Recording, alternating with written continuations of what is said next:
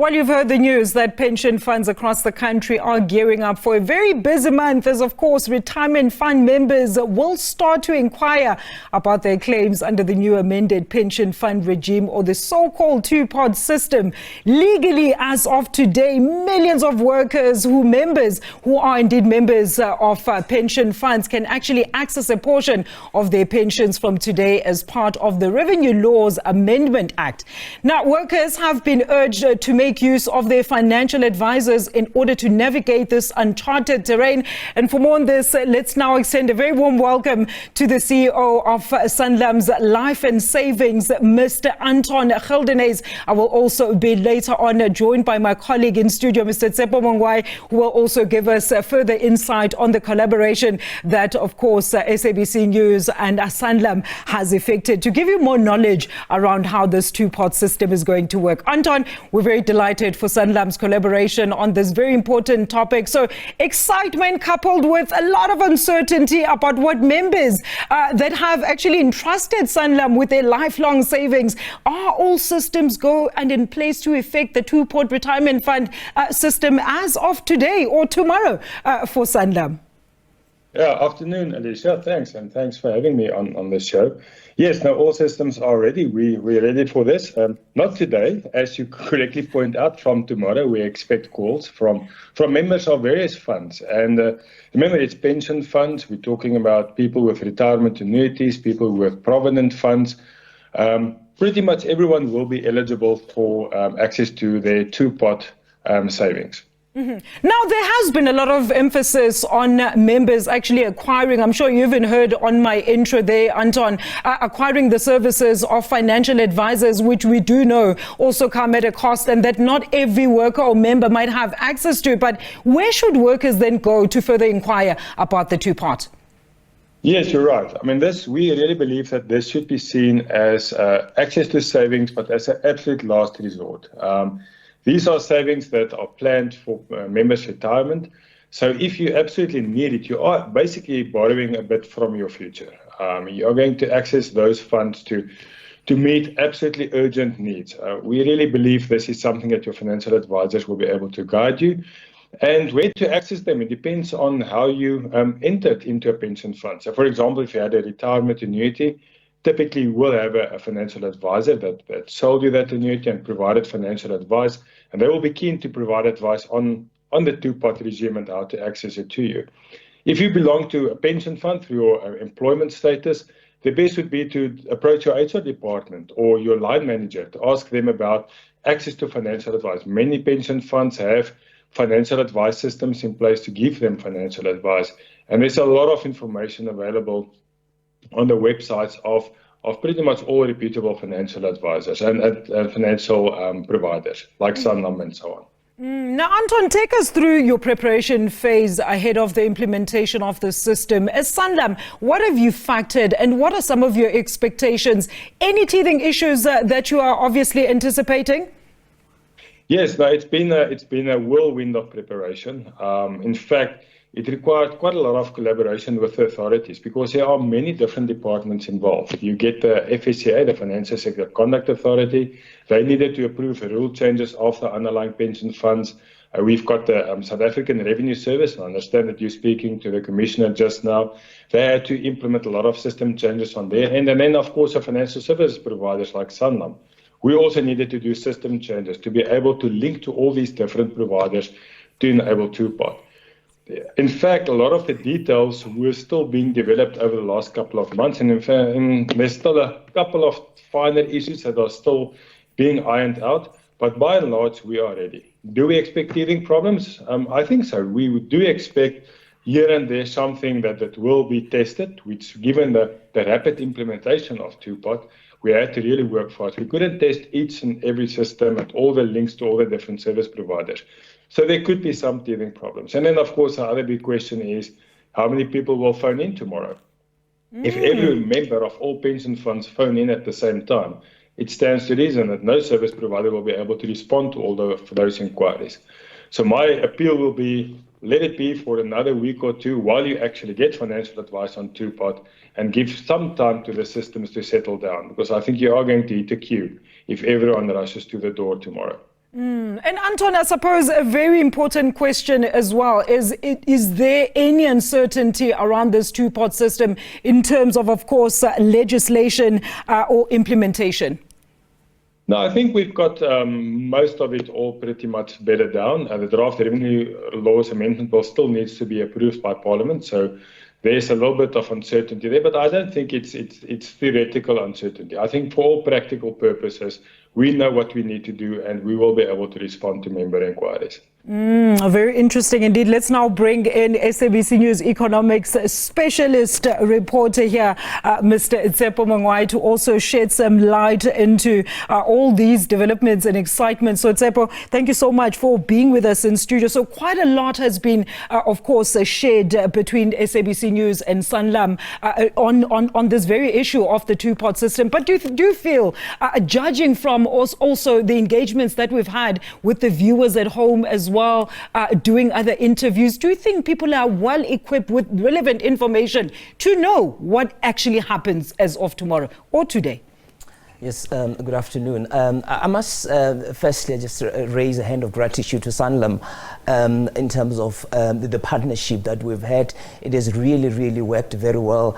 I must say, they brought in expertise from the highest echelons of the company to come down and make sure that that expertise that resides in the company is shared across. And it was just not the issue of expertise. There were also resources that they shared with the SABC so that this becomes a real success. I mean, in many companies, sometimes you'd hear that the CEOs are not available, they've got back-to-back meetings, but they've actually ensured that their busy CEO are available, and not just to speak in English, but also in many other African languages. I mean, one of the challenges that we have as SABC because of our reach is that you often hear that a company saying, well, we do have people who are Zulu, but they cannot speak in Zulu. So unfortunately, there's no one who can help you. We have people who speak Sotho, but no one can actually speak that. But we had those people who were actually available to speak. Yes, we make sure that there is that repeated message so that people are very clear about that. We allowed people to ask questions about this two-part system, and SANLAM makes sure that their expertise, experts are available to answer that question. It was, sustaining this over 6 days from the 26th. It has not been easy. We had some challenges, but overall it was a huge success for SABC in terms of informing people. I mean, we cannot do it alone. This is just really a challenge to many companies to say, please, we need such collaborations because our resources cannot allow us expertise as newsmakers. We need that expertise that companies have. And if they bring that expertise, I mean, many companies complain that there is not enough information, they're trying to get messages across, and they're really struggling. But this is one classical example that it can be possible, it can be made. Well, Anton is here. If we can actually look at him on the video wall then. Anton, I mean, maybe just also comment on your collaboration with the SABC News. Why do you feel there was a need to actually go into this collaboration with SABC News? Thanks, Elisa, and thanks, Tshepo, for those kind words. SANLAM's purpose is to empower generations to live with confidence, financial confidence. And to be able to live with confidence, you need to be empowered. And for that, you need to be educated. You need to understand your underlying solutions and underlying products. And this change into the two-party regime is one of the most significant changes in the retirement savings landscape in South Africa in a very long time. And we believe it's so important to reach as many people as possible, to equip them, to answer the questions that they might have, and to give them some high-level guidance on how to approach this. And given the massive reach that the SABC has, it's for us a very obvious partnership to work with you. And thank you for your collaboration and being open to this and actually taking up the mantle of reaching everyone in South Africa. I mean, to give you an example, I'm quite concerned that this whole two-party regime might actually result in an increase in scamming attempts, where people are going to start receiving SMSs, click on this link to enable your two-part thing and so on. And we want to warn people that the only way that this works is through your financial institution you've got the underlying products with. Contact Sanlam or whichever financial services company you save through. Contact them directly. They will not send you links and so on to access Two-Pot. And through this platform, we can get that message out there. Tshepo, is there any questions you want to pose to Anton? I think we really are looking forward to this. We want to see how this is going. Of course, we know that the workers are not happy with a number of aspects, and I think this is probably going to be a moving target. I do probably expect that there may be some changes, some announcement along the way, until we can really understand the look and feel of what we're really dealing with. But I think, we'll be watching and we'll be reporting from tomorrow. Absolutely. Now, we are hoping to get more details from SARS, just going back to Anton during the course of this bulletin. But from your perspective then, Anton, could this two-part system then have dire implications for the member under any circumstances, should a member actually choose to actually make those early withdrawals? No, I think there's no easy answer to that. I mean, by and large, savings are there for retirement, but it stands to reason. Sometimes there are absolutely urgent savings requirements, and it stands to reason that then some funds are made available to meet those urgent needs. If for example, you stand to lose your house, but you've got some savings in retirement available, it doesn't help if those savings are then locked up until retirement. And this two-part intervention was designed to address this phenomenon of people actually resigning their jobs to be able to access their pension savings. We're actually quite excited about it. Yes, there are going to be some early leakages out of the system, but we're very excited about the improved preservation. The quid pro quo of this whole two-part regime is that people are going to preserve their retirement savings for retirement as much as possible. And that will grow the savings pool in South Africa. And not only will members benefit from that, but South Africa will benefit from that. I think it's one of the unique features of South Africa in the developing world, where we've got fully saved up retirement provisions in the private sector, which makes us quite unique. And not only does it take a lot of pressure off the fiscus and a lot of pressure off companies because we saved up, it makes a savings pool available in South Africa for the country, for investment into government bonds, into infrastructure. So if you look at South Africans' economics, we compare very, very well to most of the other emerging markets out there. And the root of this is this well-developed savings and retirement system that we have. Tshepo, maybe just as a build-up to your question to Anton, let's talk about how significant an impact, of course, the initiation of the Tax Revenue Laws Amendment Bill has actually had on how the financial industry actually operates and how they actually engage with their clients. No, that's quite important, because you look at it, initially, the industry, Anton can speak at length about this. The industry was quite reluctant about this, because if you look at the savings and how the industry work, those investments that are the individual fund managers make are over a long period of time. There was an issue on the run on the insurance industry, because when you make resources available, it tampers with some of the investment methods that individual fund managers have put in place. So that members generally can actually get highest return on and some, of course, investments are risky. It's a fine balancing act to ensure that each and every member at the end of their working life actually gets something that they can take home and be able to live on for the rest of their retirement years. So the industry wanted a lot of certainty about a number of issues, and to ensure that the sector is actually sustainable going forward, despite having this, which was going to be a massive withdrawal at the same time. And I'm sure even for the industry, they're going to learn a lot of things from this particular experience, because we've never had anything like that in South Africa. So it's quite interesting. But what I wanted to ask Anton is that, should there be any last minute changes that government propose, it could be on perhaps tax threshold, would the industry be able to implement that? It depends. I mean, certain changes should be fairly easy to implement. So, for example, the process around obtaining a SARS tax directive. There's certain service level agreements between the industry and SARS to be able to get those tax directives. If those are changed, I mean, that should be fairly easy for the industry to respond to. Of course, if the detailed administration of the system changes, for example, how the two pots work and how savings are allocated to the pots or how transfer between pension funds work, that will take more time to implement. The nice thing about South Africa is that it's really a collaborative approach between industry and the National Treasury and the regulators.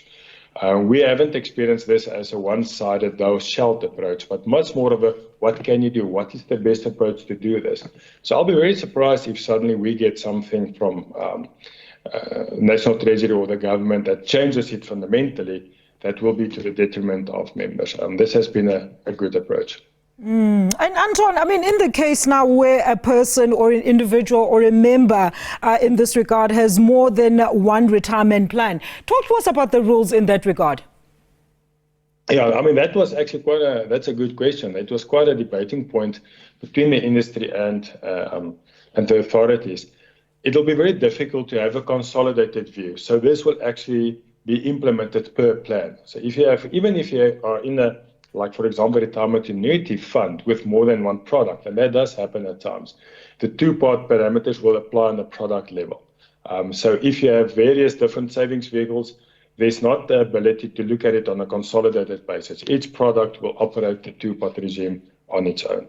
Very interesting indeed. So, Tshepo, you feel like we are getting there. We're getting the viewers to understand what is going on, because I think on our earlier engagement as well, I think I made it certain that Anton needs to point out that, of course, members should know that their monies will not be paid in into their accounts come tomorrow or this week. It's actually going to be quite some time before they actually see any monies in their accounts. So maybe talk to us about any qualifying criteria. Is there qualifying criteria? Is there a point where a member can then be ineligible to access some of the funds in the seed pots? Yes, I mean, well, for starters, you will need to be registered with SARS and you will need to have a tax number. Because for us to be able to pay out the two-pot or the seeded pot or the savings component of your retirement savings, we actually need a tax directive from SARS. And to be able to get that, we need your tax number. And you're absolutely right. This will not be a process like withdrawing funds from an ATM or transferring funds from one account to another. It'll actually be, if everything goes according to plan and all your affairs with SARS are in order, it will take around a week before you will see the funds in your account. If you have delayed, if you're behind in your tax filings, if you owe SARS money or anything like that, the delay can take very, very long, basically until you sort your issues with SARS out. And of course, if you don't even have a tax number, it will not be possible for you to actually withdraw your savings pot from your pension fund. Anything you want to add there, Tshepo? No, I just want to say you've asked about the collaboration as well, and the fact that if it has achieved its intention. I think definitely because it's important for a country like South Africa, where we literally have the two economies. The society is quite fragmented, and sometimes we make certain assumptions that we are moving with everyone else, only to find that there are people that we are leaving behind. And we make certain assumptions. I mean, there are instances when people do road shows and when people ask certain questions, people laugh simply because there has not been adequate information that has actually filtered down. So it is important that we take everyone along and we don't make any certain assumptions, and we make sure that the message is crisp, clear to everyone and allow everyone to ask information. And there's also a threat of misinformation in South Africa. And also, I mean, as a broadcaster, often some so-called expertise who come on board who have their own agendas. So it's important that we get credible experts experts that can actually be unbiased and be clear to the people without no agenda to drive the message in the public interest. And in closing there, Anton, I mean, just a quick message to your numbers, as of course, I suppose you're going to be getting those applications first thing tomorrow. Yes, now we've prepared as well as we believe we can and should prepare. We've staffed up our call centers. We've got dedicated teams that stand ready to answer questions and applications for access to the savings pot. So tomorrow is going to be an interesting day. We look forward to seeing how this whole thing pans out. And as Tshepo has said, this is going to be a journey. People will start getting familiar with two-pot. There will be some tweaks that I believe, I agree with him, some tweaks will be made over time to make sure that the process reaches everyone and that all the intended benefits of this regime will actually be achieved.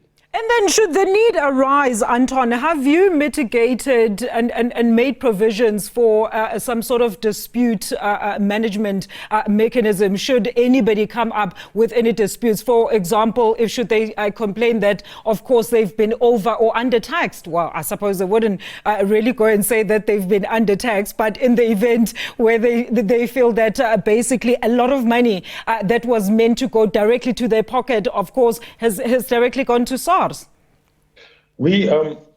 Clients will not be surprised by the amount. So when you apply for a two-pot withdrawal or a savings withdrawal, you will first be provided with a quotation to indicate exactly the amount of tax that will be deducted as per the rules that are being implemented by SARS. And then at that point in time, the member can decide whether he or she wants to proceed with a withdrawal or not.